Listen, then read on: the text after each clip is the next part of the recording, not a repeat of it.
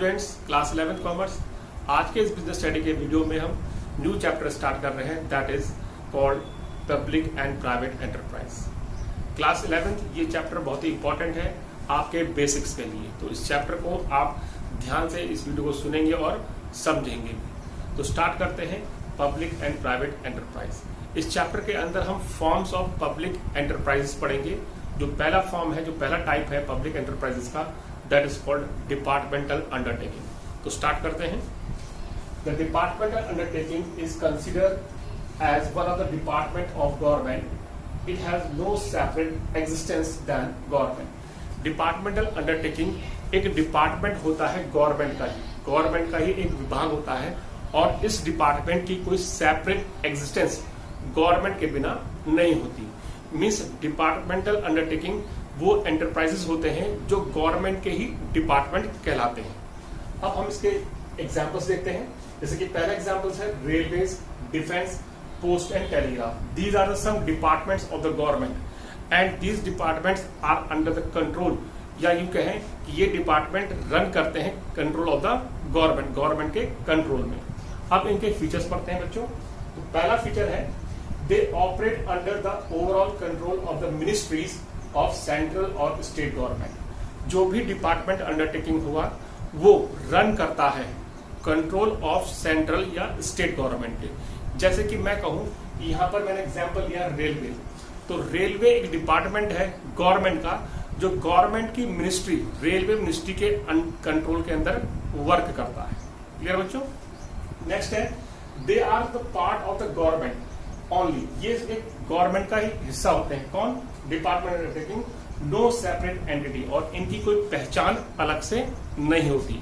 Now number third feature is they are financed from the annual budget of the government. जो सरकार अपना सालाना budget को annual budget बनाती है, उसमें से ही इन डिपार्टमेंटल अंडरटेकिंग को फाइनेंस किया जाता है, इनको मतलब पैसा दिया जाता है इनकी वर्किंग के लिए। Their revenue deposited in the treasury of government.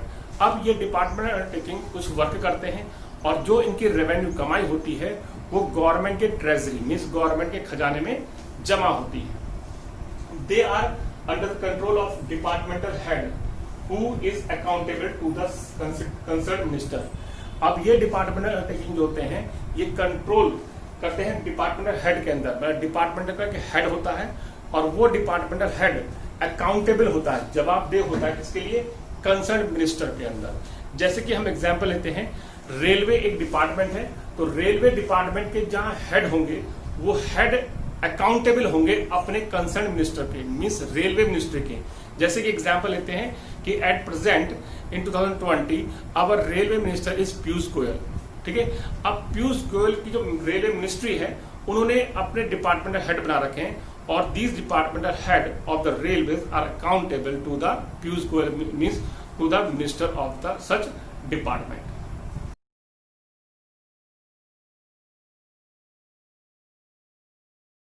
Now come to the next section of the video, that is advantages and disadvantages of departmental undertaking. पहला जो एडवांटेज है वो है आपका इजी फॉर्मेशन। डिपार्टमेंटल अंडरटेकिंग जैसे हमने पहले ही डिस्कस किया कि they are a part of the government, so there is no need of registration. तो इन डिपार्टमेंटल अंडरटेकिंग की कोई भी रजिस्ट्रेशन की जरूरत नहीं पड़ती, तो ये आसानी से फॉर्म किया जा सकते हैं विद द पार्लियामेंट डिसीजन या with the parliament discussion. Next है आपका इफेक्टिव कंट्रोल। इफेक्टिव कंट्रोल यहाँ पर इसलिए बोला गया है कि जितने भी डिपार्टमेंटल अंडरटेकिंग होते हैं उनके ऊपर डायरेक्ट कंट्रोल होता है स्टेट या सेंट्रल गवर्नमेंट का। तो यहाँ पर जो कंट्रोल है वो सेंट्रलाइज होता है, एक के पास होता है, इसलिए इन डिपार्टमेंटल अंडरटेकिंग को आप आसानी से कंट्रोल कर मानते हैं गवर्नमेंट के अंडर में। नेक्स्ट है optimum utilisation of funds. Optimum utilisation of funds यहाँ पर बताया गया है क्योंकि यहाँ पर जो फंड्स होता है वो फाइनेंस किया जाता है गवर्नमेंट के एनुअल बजट से। तो जब गवर्नमेंट के एनुअल बजट से जो फाइनेंस होता है पैसा इन डिपार्टमेंटल अंडरटेकिंग को, तो वो उस पैसे की प्रॉपर अकाउंटिंग होती है, प्रॉपर ऑडिटिंग होती है, जिससे उस पैसे का सही इस्तेमाल हो सकता है डिपार्टमेंटल अंडरटेकिंग की। Next one is accountability. Accountability का मतलब होता है यहाँ पर जवाबदेही। यहाँ पर जो डिपार्टमेंटल अंडरटेकिंग के जो वर्कर्स होते हैं, जो एम्प्लॉयज होते हैं, और जो हेड होता है, तो the proper head of the departmental undertaking is accountable to the concern minister. और उनकी जो वर्किंग होती है their working is discuss under the parliament. वो पार्लियामेंट के अंदर उनकी वर्किंग पर डिस्कशन या बहस चलती है। इसलिए जो डिपार्टमेंट अंडरटेकिंग है वो पब्लिक के लिए अकाउंटेबल हो जाती है। Next one is public revenue. Public revenue का मतलब है यहाँ पर कि जो भी डिपार्टमेंटल अंडरटेकिंग का रेवेन्यू होता है, जो अर्निंग होती है, वो गवर्नमेंट के ट्रेजरी पे जमा होती है और गवर्नमेंट उस रेवेन्यू को पब्लिक वेलफेयर पे खर्च करती है। Now come to the next section, that is disadvantages of departmental undertaking. तो पहला डिसएडवांटेज है इनफ्लेक्सिबिलिटी। इनफ्लेक्सिबिलिटी का मतलब होता है कि यहाँ पर जितने भी डिपार्टमेंटल अंडरटेकिंग होते हैं उनके अंदर गवर्नमेंट का इंटरफेरेंस ज्यादा होता है, क्योंकि वो गवर्नमेंट के कंट्रोल में होते हैं। इसलिए कोई भी डिपार्टमेंट अंडरटेकिंग अपनी मर्जी से कोई प्रॉपर वर्क नहीं कर पाते हैं। They are not doing the work with their own decision.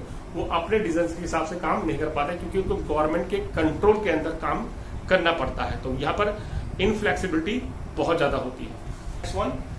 Next one is lack of motivation. Lack of motivation का मतलब है कि डिपार्टमेंटल अंडरटेकिंग के अंदर जो एम्प्लॉयज होते हैं उनको कोई भी वर्किंग के लिए इंसेंटिव्स नहीं मिलते हैं, क्योंकि यहाँ पर डिपार्टमेंटल अंडरटेकिंग के अंदर कोई भी डिपार्टमेंटल अंडरटेकिंग अगर कितना भी प्रॉफिट अर्न कर ले तो उनके सैलरी या उनके बोनस में कोई इंक्रीमेंट जल्दी से नहीं हो पाता है। तो यहाँ पर डिपार्टमेंटल अंडरटेकिंग के अंदर जो रिवार्ड्स हैं और जो आपके एफर्ट्स हैं उनके बीच में डायरेक्ट रिलेशन नहीं होता। आप मेहनत कितनी भी कर लीजिए, आपको तनख्वाह उतनी ही मिलनी है, एम्प्लॉयज को तनख्वाह उतनी ही मिलनी है। तो यहाँ पर एम्प्लॉयज के लिए मोटिवेशन की बहुत कमी रहती है। Next one is lack of financial autonomy. जैसे कि हमने पहले ही बोला कि डिपार्टमेंटल अंडरटेकिंग के जो पैसा है, जो फाइनेंस है, वो गवर्नमेंट के बजट के थ्रू होता है।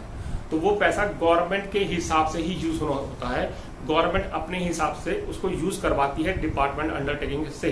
तो यहाँ पर डिपार्टमेंट अंडरटेकिंग उस पैसे को अपने हिसाब से किसी भी लॉन्ग प्रोजेक्ट में यूज नहीं कर सकता। तो यहाँ पर उस पैसे को आप अपने हिसाब से ऑटोनॉमी नहीं होती, क्योंकि आप पैसे को इस्तेमाल करेंगे सरकार के निर्देशों के अनुसार।